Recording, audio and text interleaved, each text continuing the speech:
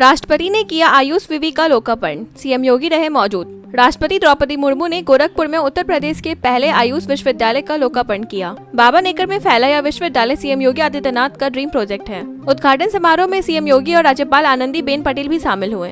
योगी ने इसे आरोग्य धाम ज्ञान धाम बताते हुए व्यक्तित्व निर्माण और शोध का केंद्र बताया। इसका शिलान्यास 2021 में राष्ट्रपति रामनाथ कोविंद ने किया था। पीएम मोदी का अब तक का सबसे लंबा डिप्लोमेटिक दौरा, 5 देशों की यात्रा पर रवाना।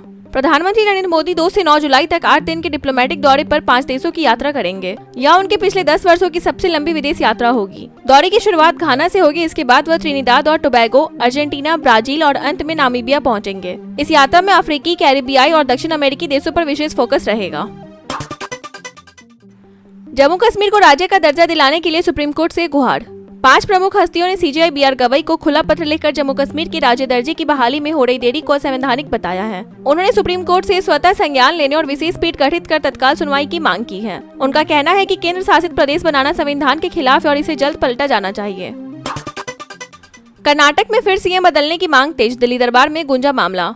कर्नाटक में सीएम बदलाव की मांग ने एक बार फिर जोर पकड़ लिया है। डीके शिव कुमार के समर्थक आर पार के मूड में है, जबकि सोनिया और राहुल गांधी खींचतान को सार्वजनिक न करने की अपील कर रहे हैं। रणदीप सुरजेवाला ने विधायकों से मुलाकात की है। 2023 में कांग्रेस की जीत के बाद सीएम पद को लेकर शिव कुमार और सिद्धारमैया के बीच रस्साकसी सामने आई थी।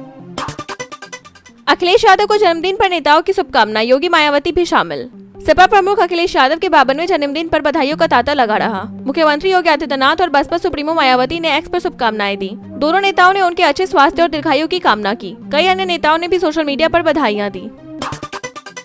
सार्क के विकल्प की तैयारी में जुटे चीन पाकिस्तान, भारत को दरकिनार करने की कोशिश। भारत पाक तनाव के चलते निष्क्रिय हुए सार्क संगठन का फायदा उठाते हुए चीन और पाकिस्तान मिलकर नया क्षेत्रीय समूह बनाने की कोशिश में है। यह संगठन कनेक्टिविटी, व्यापार और राजनीतिक संवाद पर केंद्रित होगा। हाल ही में कुनमिंग में हुई त्रिपक्षीय वार्ता के बाद इस योजना पर गंभीर मंथन शुरू हुआ है। भाजपा में संगठनात्मक बदलाव की शुरुआत, राष्ट्रीय अध्यक्ष चुनाव की उल्टी गिनती शुरू। भाजपा ने 12 रुकी हुई राज्य इकाइयों में बदलाव की प्रक्रिया शुरू कर दी है। मिजोरम में के बेयुचुआ और पुदुचेरी में वीपी रामलिंगम को प्रदेश अध्यक्ष बनाया गया। तेलंगाना में के रामचंद्र राव का नाम तय माना जा रहा है। इन बदलावों से राष्ट्रीय अध्यक्ष के चुनाव की राह साफ होती दिख रही है। 2 दिन में दूसरा बड़ा खतरा, एयर इंडिया का विमान हादसे से बाल बाल बचा। 12 जून को अहमदाबाद में हुए प्लेन क्रैश के 2 दिन बाद 14 जून को एयर इंडिया की दिल्ली वियना फ्लाइट A1187 अचानक 900 फीट की ऊंचाई से नीचे गिरने लगी। पायलटों की सतर्कता से बड़ा हादसा टल गया। डीजीसीए जांच कर रहा है और दोनों पायलटों को ड्यूटी से हटाया गया है।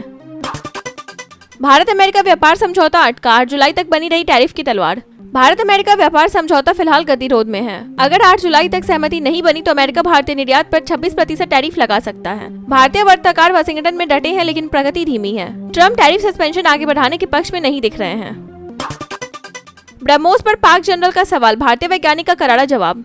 ब्रह्मोस मिसाइल को लेकर पाकिस्तानी जनरल ने रक्षा एक्सपो में भारतीय वैज्ञानिक से सवाल किया। डॉक्टर पिल्लाई ने बताया कि ब्रह्मोस पाकिस्तान के डिफेंस सिस्टम पर भारी है। भारत इसे किसी भी देश को नहीं बेचेगा, पाकिस्तान को तो बिल्कुल नहीं।